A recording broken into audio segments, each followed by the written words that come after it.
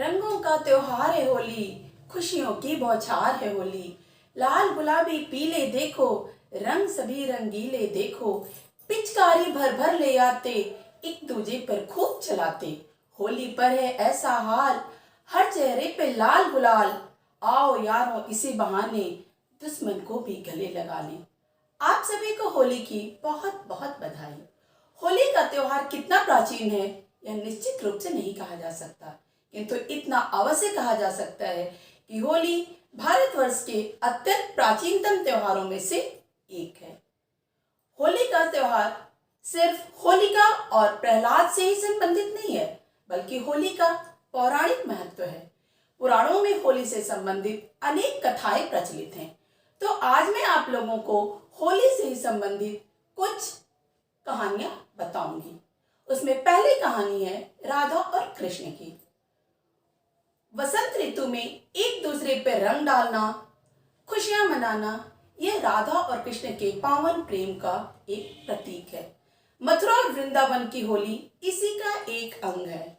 नंदगांव और बरसाने की होली भारत में ही नहीं बल्कि भारत के बाहर विदेशों में भी, जहां भारतीय मूल के लोग रहते हैं, वहां पर भी प्रसिद्ध है। दरअसल होली में जो हम लोग रंग खेलते हैं वह रंग बाह्य रंग ना होकर सद्भावना, प्रेम, सौहार्द का रंग होता है। और जो होलिका जलती है उसमें घास फूस तिनके न जलाकर हम ईर्ष्या, द्वेष आदि को जलाते हैं। और उस होली और होलिका के जलाने के परिणाम स्वरूप जो हमें मिलता है वह मिलता है एक शुद्ध पावन प्रेम और भगवान की एक कृपा। दूसरी कहानी शिव और पार्वती से संबंधित है। ऐसा कहा जाता है कि जो पार्वती जी थी वह शिव जी से विवाह करना चाहती थी, किंतु शिव जी तपस्या में लीन थे। तब वह कामदेव के पास सहायता के लिए गए। कामदेव पुष्प वर्षा शिव जी पर किए, जिससे शिव जी की तपस्या भंग हो गई और शिव जी ने अपना तीसरा नेत्र खोल दिया। उनके तीसरे नेत्र के प्रभाव से कामदेव भस्म हो गए। उसके बाद शिव जी की नजर पार्वती जी पर पड़ी। उन्होंने पार्वती जी को अपनी पत्नी के रूप में स्वीकार कर लिया। और तीसरी कहानी जो है वो कामदेव और रति से संबंधित है। कामदेव के मरने के पश्चात जो रति थी वह विलाप करने लगी। वह भगवान शंकर से कामदेव को जीवन दान देने की गुहार करने लगी। कामदेव रति के विलाप को स्वीकार कर लिए और उन्होंने कामदेव को जीवन दान दे दिया। बेटा, आज भी जो लोक संगीत होता है उसमें रति के विलाप को गाया जाता है और होलिका के दिन चंदन की लकड़ी का दान दिया जाता है। ऐसी मान्यता है कि चंदन की लकड़ी का दान करने से कामदेव के भस्म शरीर को जलने में पीड़ा कम होगी। और होलिका के बाद जो होली का त्योहार होता है वह कामदेव के जीवन दान के फलस्वरूप खुशी के रूप में मनाया जाता है। अगली कहानी है प्रहलाद और होलिका की, जो सबसे ज्यादा प्रचलित है। प्रहलाद जो हिरण्यकश्यप का पुत्र था। हिरण्यकश्यप एक आतताई राजा था। वह अपने आप को भगवान मान बैठा था, किंतु उसका बेटा प्रहलाद भगवान की भक्ति करता था। हिरण्यकश्यप चाहता था प्रहलाद भगवान की भक्ति न करे, किंतु प्रहलाद उसकी बात नहीं मानता था। हिरण्यकश्यप ने प्रहलाद को जान से मारने का बहुत प्रयास किया, किंतु प्रहलाद हर बार बच निकला। अंत में उसने अपनी बहन होलिका का सहारा लिया।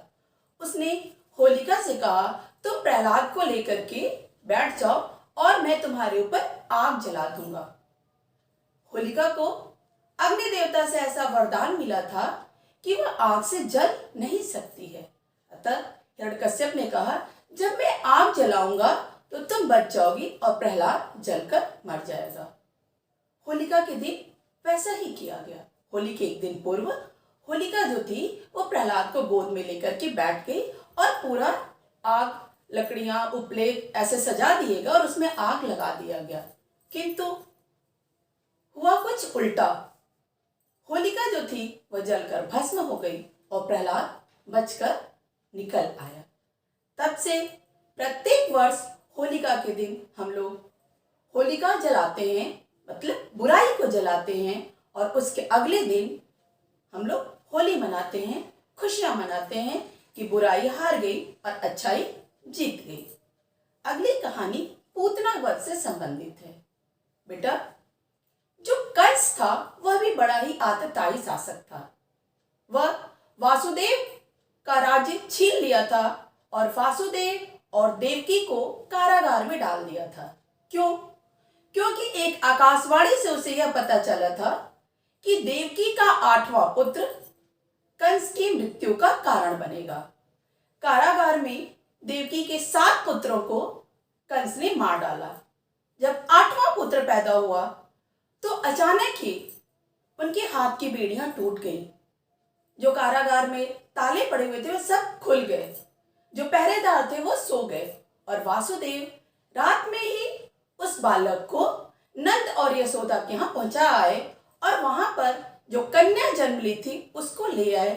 कन्या के लेकर अंदर आते ही सब कुछ पहले जैसा हो गया।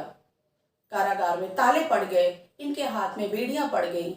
कंस को जब खबर मिली कि 8वां पुत्र पैदा हुआ है तब वह आया, और आया तो देखा यह तो कन्या है। उसने कन्या को मारने का प्रयास किया। तब कन्या ने यह कहा कि तू मुझे क्या मारेगा, तुझे तो मारने वाला गोकुल में पैदा हो गया है। तब कंस अपनी एक राक्षसी पूतना थी उसका सहारा लिया। पूतना वेश बदलने में पारंगत थी। उसने पूतना से कहा, तुम एक सुंदर स्त्री का वेश बनाकर गोकुल जाओ और वहां जाकर के जो भी नवजात शिशु हैं उन्हें अपना दूध पिलाकर मार डालो।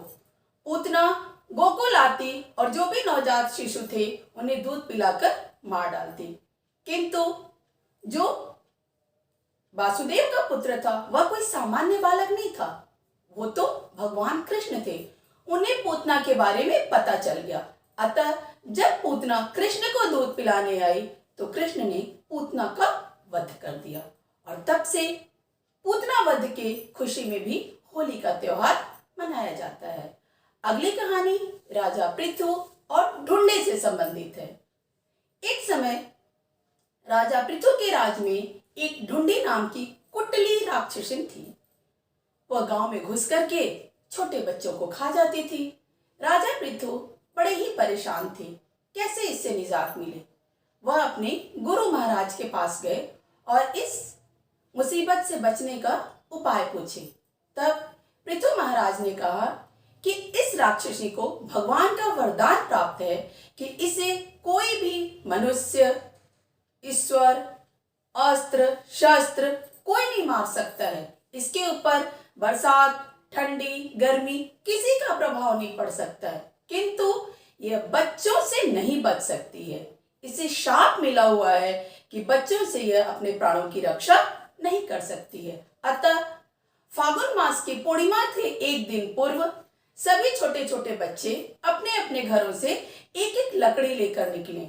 जब सभी बच्चे इकट्ठे हो जाएं तो उन लकड़ियों को सजा दें और सजा करके उसमें उपले आदि डालकर आग लगा दें।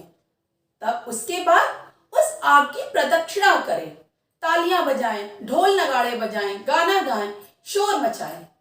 राजा पृथु ने पूर्णिमा के एक दिन पूर्व ऐसा ही किया। सब बच्चे जैसा गुरुजी ने बताया था वैसा ही किया। बच्चों की आवाज को सुनकर जो ढूंढी थी वह बच्चों के पास आ गई खाने की नियत से।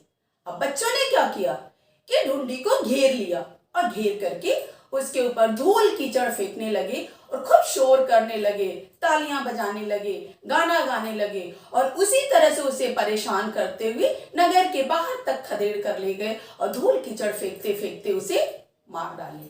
वहां पर भी क्या हुआ, बुराई हार गई, अच्छाई जीत गई। तब उस नगर के जो वासी थे वो होली के दिन ढूंढी से निजात पाने की खुशी में होली का त्योहार मनाए। अगली जो कहानी है वो होलिका और इलोजी से संबंधित है।